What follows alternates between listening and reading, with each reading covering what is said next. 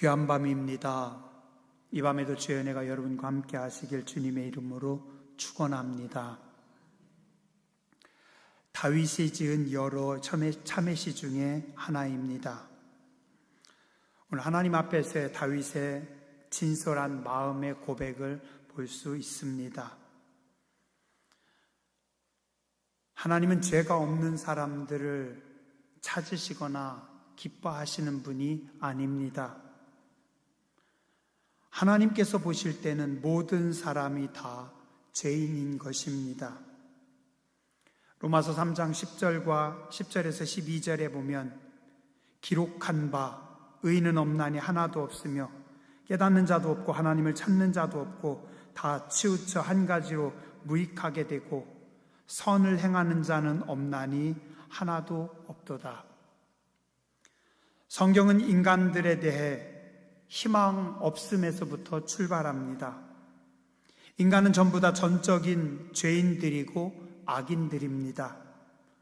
하나님께서 보실 때 착한 사람들은 하나도 없다는 것입니다.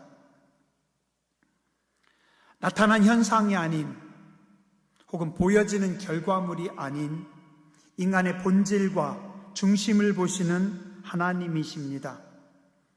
그래서 전능하신 하나님 앞에서는 속일 수 있는 자도 없고 숨길 수 있는 자도 없는 것입니다. 단지 어리석은 사람들이 숨길 수 있고 속일 수 있다고 착각하는 것뿐입니다. 그러면서 우둔한 사람들이 벌이는 또 하나의 큰 오류가 뭔지 아세요? 스스로 의인이라고 착각하고 있는 겁니다. 의롭지 않은 사람이 스스로 생각하기를 자신은 의롭다라고 판단하는 것입니다. 의사들이 볼 때는 사람이 얼만큼 더 건강하냐, 조금 덜 건강하냐가 문제가 아닙니다. 모든 사람들이 다 건강에 문제가 있고 식습관에 또 삶에 문제가 있습니다. 단지 가장 큰 문제는 그것을 인정하고 겸손하게 받아들이냐 아니면 그렇지 않느냐의 문제인 것입니다. 오늘 다윗의 위대함은 여기에 있습니다. 다윗은 하나님 앞에서 스스로 자신의 죄와 악을 정확히 보고 알았다는 것입니다. 이것이 오늘 다윗의 위대한 모습입니다. 오늘 말씀 38편 속에 있는 다윗의 위대한 모습, 신앙의 자세를 통해서 함께 은혜를 나누도록 하겠습니다. 첫 번째, 다윗은 오늘의 이 징계가 어디에서부터 오는지를 명확히 알았습니다. 누가 때리는지를 분명히 알았고 그분 앞에 엎드렸던 것입니다. 진짜 미련한 사람들은 맞으면서도 누가 때리는지 모르고 맞는 겁니다. 두들겨 맞으면서도 누가 진짜 때리는지 모르는 겁니다. 그럼 계속해서 그냥 맞는 겁니다. 오늘 시편 38편 1절에서 3절까지 여러분들이 한번 보시기 바랍니다. 가장 많이 나오는 말씀이 뭔 것 같아요? 1절부터 3절까지 다윗이 고백하는 고백에서 가장 많이 하는 말씀. 1절, 주의 노하심으로 나를 책망하지 마시고 주의 분노하심으로 나를 징계하지 마소서. 뭐예요? 주의 노하심으로, 주의 분노하심으로. 2절, 주의 화살이 나를 찌릅니다. 주의 손이 나를 심히 누르고 있습니다. 3절, 주의 진노로 말미암아 내 살에 상한 곳이 없습니다. 뭐예요? 주의. 한번 따라서 하시죠. 주님의 노하심으로, 주님의 분노하심으로, 주님의 손이 나를, 주님의 진노로 말미암아. 오늘 다윗이 어떤 죄를 졌는지는 모르겠어요. 그러나 다윗이 지금 하나님께 어떤 심판과 징계를 받는지도 잘 모르지만, 하나님께서 얼만큼 때리시는지는 모르지만, 분명한 것 한 가지, 이 모든 것이 주께서 하신다는 것입니다. 주의 노하심으로, 주의 손으로, 주의 진노로 말미암아. 지금 누가 때리시는 건가요? 지금 누가 내 건강을 치신 건가요? 지금 누가 내 돈을 흐트르신 건가요? 지금 누가 그 일을 막은 건가요? 환경도 아니고 사람도 아닙니다. 하나님으로부터 오는 것입니다. 다윗은 오늘 여러 가지 어려움을 당하면서 이 어려움이 어디에서 오는지를 명확하게 직시합니다. 주님으로부터. 주님이 치시고 있고, 주님이 때리시고 계시고, 주님이 흔들고 계십니다. 둘째로 다윗은 뭐라고 하는지 아세요? 징계가 어디서부터 오는지 알았습니다. 그 다음에 어떻게 합니까? 징계의 이유를 다윗은 알았습니다. 그 이유가 어디 있어요? 나입니다. 나. 때리시는 분은 아버지 하나님이시고, 그 하나님이 때리시는 이유는 나 때문에. 한번 따라서 하시죠. 나 때문입니다.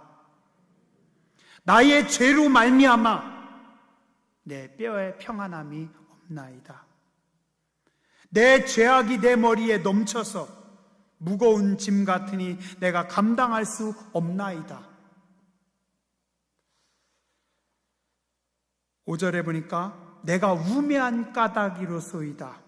18절에 보니까 내 죄악을 아뢰고 내 죄를 슬퍼함이니이다. 사람이요, 자기 죄를 안다는 것 그 자체가 은혜의 출발입니다. 내 죄를 아는 그 자체에서부터 하나님의 은혜와 회복이 시작됩니다. 오늘 다윗은 알았습니다. 그리고 고백합니다. 내 죄로 말미암아 내 죄악이 내 머리에 넘쳐서. 미련한 자들은요, 죄악이 내 머리에 넘쳐도 몰라요. 죄악이 완전히 나를 덮어서 내 영혼이 숨을 못 쉬고 죽어가도 모릅니다. 다윗은 알았어요. 내 죄악이 내 머리에 넘쳐서 무거운 짐 같으니 내가 감당할 수 없나이다. 여러분들 혹시 죄악의 짐의 무게를 느끼십니까? 죄악의 짐의 무게를 느끼셔요? 만약에 내가 내 죄악의 짐의 무게를 느끼지 못하면 내 영혼에 뭔가 문제가 있는 겁니다. 내 죄악의 무게를 알아야 됩니다. 다윗은 하나님께서 지금 자기를 왜 때리시는지 징계의 이유를 알았습니다. 그래서 하나님 앞에 고백합니다. 하나님, 나 때문입니다. 내 죄 때문입니다. 어리석은 자들은 자신의 죄와 악은 보지 못하고 다른 사람들을 원망하거나 하나님을 원망합니다. 혹은 하나님이 없다고도 말합니다. 시편 10편 4절에 보니까 악인은 그의 교만한 얼굴로 말하기를 여호와께서 이를 감찰하지 아니하신다 하며 그의 모든 사상에 하나님이 없다 하나이다. 시편 14편 1절 어리석은 자는 그의 마음에 이르기를 하나님이 없다 하는도다. 그들은 부패하고 그 행실이 가증하니 선을 행하는 자가 없도다. 시편 71편 11절 이르기를 하나님이 그를 버리셨은즉 따라잡으라 건질 자가 없다 하오니. 어리석은 자들은요, 하나님의 침묵을 모릅니다. 하나님의 침묵의 이유를 모르기 때문에 하나님이 없다라고 하거나 하나님 내버려 두신다라고 말합니다. 그러나 하나님의 침묵에는 분명한 이유가 있습니다. 하나님의 침묵이 죄의 무기는 절대 아닙니다. 또한 하나님의 침묵이 포기도 아닙니다. 한번 따라서 하시죠. 하나님의 침묵은 하나님의 사랑의 기다림이십니다. 한 번만 더요. 하나님의 침묵은 하나님의 사랑의 기다림입니다. 하나님께서 침묵하고 계시는 것은 당신의 백성들을 사랑하셔서 회개의 기회를 주시는 것입니다. 어리석은 자들은, 악인들은 하나님이 없다, 하나님의 심판이 없다라고 이야기하지만 지혜로운 자들은 하나님의 침묵 속에서 하나님의 뜻을 깨닫고 하나님 앞에 나와 엎드립니다. 지금 다윗은 하나님 앞에 나와 바싹 엎드립니다.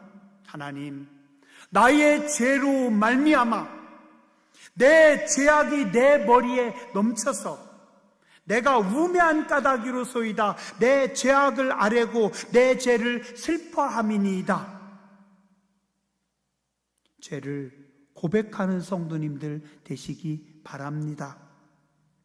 사람들 앞에서는 말할 필요 없지만 하나님 앞에 나와서는 내 죄를 고백하고 하나님 앞에 엎드려야 됩니다. 시편 51편 17절, 하나님께서 구하시는 제사는 상한 심령이라. 하나님이여, 상하고 통회하는 마음을 주께서 멸시하지 아니하시리이다. 성도는 하나님 앞에서 회개의 눈물을 흘려야 합니다. 마지막으로 다윗은 이 모든 고통과 징계가 하나님의 사랑의 매인 줄 알았기에 하나님의 도우심을 구합니다. 6절에서 10절은 보면 하나님, 저 아파요. 하나님, 너무 아파요. 하나님, 저 너무 힘들어요. 다윗은 하나님 앞에 나와서 그냥 있는 모습 그대로 고백합니다. 보시죠. 이 말씀을 보면은요, 보는 우리의 가슴이 울리고 눈물이 납니다. 6절, 하나님, 내가 아프고 심히 구부러졌으며 종일토록 슬픔 중에 다니니이다. 하나님, 내 허리에 열기가 가득하고 내 살에 성한 곳이 없나이다. 내가 신음하고 심히 상하였음에 마음이 불안하여 신음하나이다. 주여, 나의 모든 소원이 주 앞에 있사오며 나의 탄식이 주 앞에 감추이지 아니하나이다. 다윗이 뭐 때문에 얼만큼 맞았는지는 모르겠지만, 어디가 아픈지는 모르겠지만 하나님 앞에 하소연합니다. 하나님, 저 너무 아파요. 하나님, 저 너무 힘들어요. 하나님, 제가 피곤하고 심히 상하였으며 마음이 불안하여 신음하고 있습니다. 나의 탄식이 주 앞에 감추이지 아니하니이다. 10절에 내 심장이 뛰고 내 기력이 쇠하여 내 눈의 빛도 나를 떠났나이다. 너무 놀란 일 만났을 때, 너무 힘들 때 어떻게 해요? 심장이 막 뛰는 겁니다. 저도 예전에 종종 경험했어요. 휴대폰에 어떤 분의 번호가 딱 뜨면 그 이름을 딱 쳐다보면 심장이 막 뛰는 겁니다. 휴대폰 벨소리를 듣는데 심장이 막 뛰는 겁니다.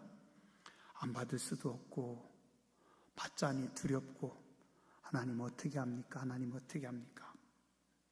혹은 너무 놀래서 내 심장이 막 뛰는 겁니다. 하나님, 내 다리가 풀리고 내 기력이 쇠하고 내 눈이 안 보입니다. 그죠? 왜 우리 답답하고 어려운 일 만날 때, 큰 어려움이 만날 때 앞이 캄캄해집니다. 안 보이는 거예요. 갑자기 맹인이 되는 겁니다.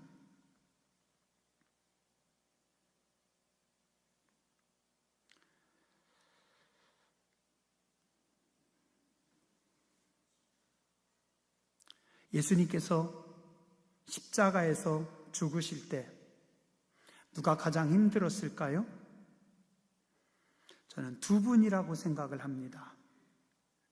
땅에서는 예수님의 어머니였고 하늘에서는 하늘 아버지의 가슴이 찢어지고 있었습니다.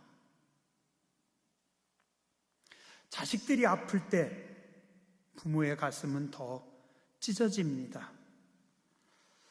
저는 웬만하면 저희 늙은 어머니에게 아픈 거 얘기 잘 안 하려고 해요.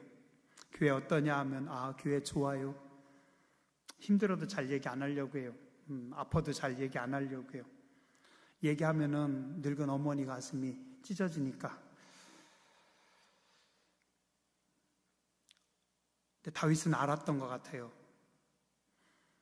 지금 내 아픔을 보는 하나님의 마음도 아프시겠다. 근데 다윗은 하나님 앞에 고백합니다. 하나님, 저 너무 아파요. 하나님, 저 너무 괴로워요. 하나님, 저 너무 힘들어요. 사람들 붙잡고 하소연하지 마시고 오늘 다윗처럼 하나님 앞에 나와서 하소연하시기 바랍니다. 11절부터 20절까지는 사람들이 다 떠나고 사람들이 다 나를 공격하고 있습니다. 하나님, 아무도 나를 도와주지 않습니다. 전부 다 나를 공격하고 있습니다. 참 희한한 게요, 어려움을 당할 때는 가까운 사람들이 도와줄 것 같은데 인간은 이상합니다. 내가 어려움 당할 때 도와줄 것 같았던 친구들이 내 뒤에서 칼을 꽂습니다. 내가 힘들 때 힘이 되어줄 줄 알았던 사람들이 내 뼈를 때리고 있습니다. 다윗이 그래서 참 힘들어요. 근데 다윗은요, 믿음의 사람이었습니다. 그래서 같이 진흙탕으로 굴르지 않습니다. 12절 보세요. 내 생명을 찾는 자가 올무를 놓고 나를 해하려는 자가 괴악한 일을 말하며 종일토록 음모를 꾸미오나 악한 자들이 내 앞에 올가미를 놓고 음모를 꾸밉니다. 어떻게 해야 되겠어요? 가서 멱살 잡아서 패대기 쳐야 됩니까? 그들의 음모를 다 까발려야 됩니까? 가서 나도 같이 싸워야 됩니까? 다윗이 택한 거는 지난주에도 그랬듯이 행악자들로 인해서 분노하지 않고 하나님의 간섭하심을 기다립니다. 13절에 뭐라고 해요? 하나님, 제가 봤지만요, 느끼지만요, 들었지만요, 그냥 저는 말 못하는 자같이 듣지 아니하고, 말 못 듣는 자같이 듣지 아니하고, 말 못하는 자같이 입을 열지 아니하오니 나는 듣지 못하는 자 같아서 내 입에서 반박할 말이 없나이다. 분명히 보여요. 분명히 들었어요. 분명히 느끼고 있어요. 근데 어떻게 해요? 그런 인간들하고 똑같이 진흙탕에서 굴릴 수 없잖아요. 믿음의 사람인데, 하나님 바라보는 자인데. 지난번 시편 37편에서 행악자들로 인해서 분노하지 않고 행악자들로 인해서 범죄하지 않기 위해서 다윗은 보이는데 눈 감고 들리는데 귀 막고 그냥 하나님 아무 소리 안 하고 그냥 하나님만 바라봅니다. 15절 여호와여 내가 주를 바라싸우니 내 주 하나님이 내게 응답하시리이다. 자, 내가 악한 자들에게 공격당하고 있어요. 근데 내가 참고 있어요. 그러면 어떻게 돼요? 저는 하나님이 분명히 보실 거라고 생각합니다. 하나님이 분명히 간섭하실 거라고 오늘 다윗은 믿습니다. 그리고 말합니다. 하나님, 내가 주를 바라사오니 내 주 하나님이 내게 응답하시리이다.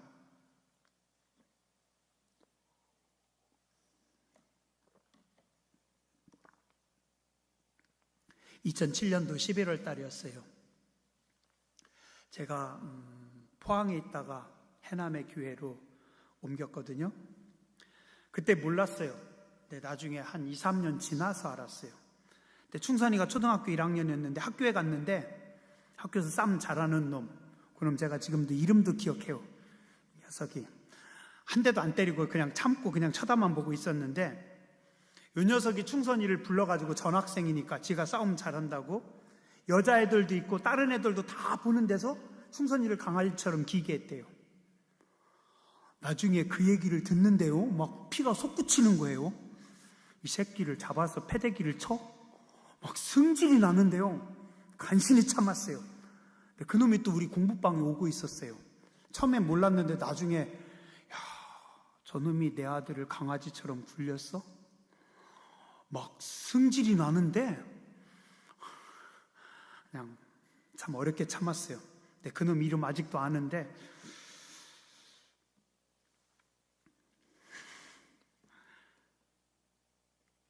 요즘요 전 국민이 다 뉴스만 틀으면 한강변에서 그 손정민 씨 어떻게 됐을까? 어떻게 됐을까? 저도 뉴스만 틀으면 그거부터 봐요. 왜요? 그 아빠 얼마나 억울해요. 어느 날 저녁에 갑자기 내 아들이 친구놈이 불러나가서 술 한잔하고 들어온다고 했는데 사라지더니 며칠 후에 시신으로 오는 겁니다. 같이 있던 친구놈은 하나도 도와주지 않고 하나도 안 나타나고 숨기고 나중에 와서 한다 소리가 변호사 데리고 와서, 누가 봐도 그 부모는 피가 막 솟구치는 겁니다. 뉴스를 보면서 참 속상해요. 경찰들도 애쓰겠지만 뭐 하는 거지? 왜 저렇게 늦지? 뭐 하는 거지?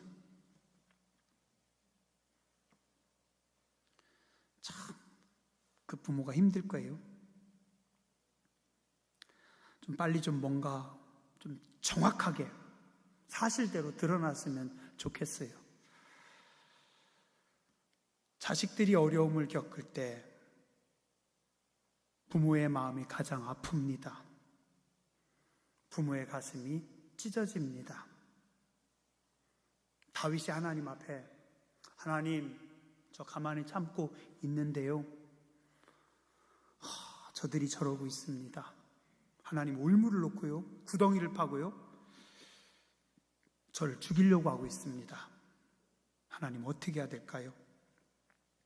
21절, 22절 다윗은 하나님께 하소연합니다. 하나님, 나를 버리지 마시옵소서. 나의 하나님, 나를 멀리하지 마소서. 속히 나를 도우소서. 나의 구원이시여. 다윗은 눈을 감고 귀는 막았지만 입은 다물고 있지만 자신의 모든 어려움을, 힘듦을 하나님 앞에 하소연하고 있습니다. 그게 오늘 시편 38편입니다. 모든 문제의 가장 큰 해결책은 기도입니다. 기도입니다. 힘들지만, 억울하지만, 속상하지만 살아계신 하나님이 움직이실 것을, 살아계신 하나님께서 간섭하실 것을, 살아계신 하나님께서 푸실 것을 믿고 아버지 하나님께 맡기고 기도하는 것, 그게 가장 큰 해결책입니다. 지난주에도 말씀드렸듯이 다윗은 많은 어려움 속에서도 하나님 앞에 엎드립니다. 오늘 자기의 죄를 숨기지 않고 하나님 앞에 다 내어놓고, 자기를 괴롭히는 모든 사람들의 어려움을 하나님 앞에 다 내려놓고, 주여 나를 불쌍히 여기소서. 하나님께서 그런 다윗을 사랑하시고 그런 다윗을 건져 주십니다. 여러분의 인생에서도 많은 어려움과 아픔이 있지만 기도로, 하나님을 바라봄으로 문제를 해결받는 성도님들 되시길 주의 이름으로 축원합니다. 기도하겠습니다.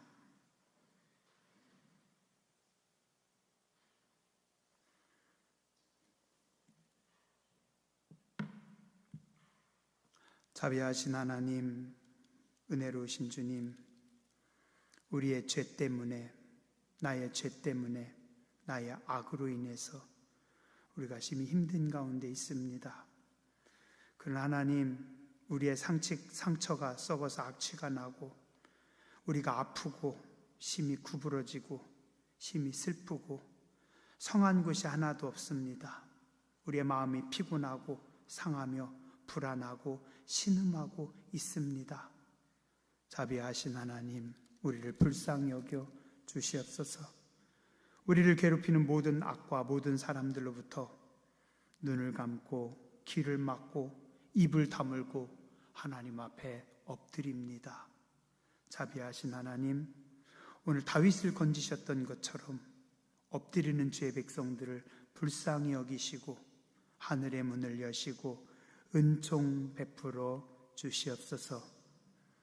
존귀하신 주님 예수님 이름으로 간절히 기도드렸습니다. 아멘.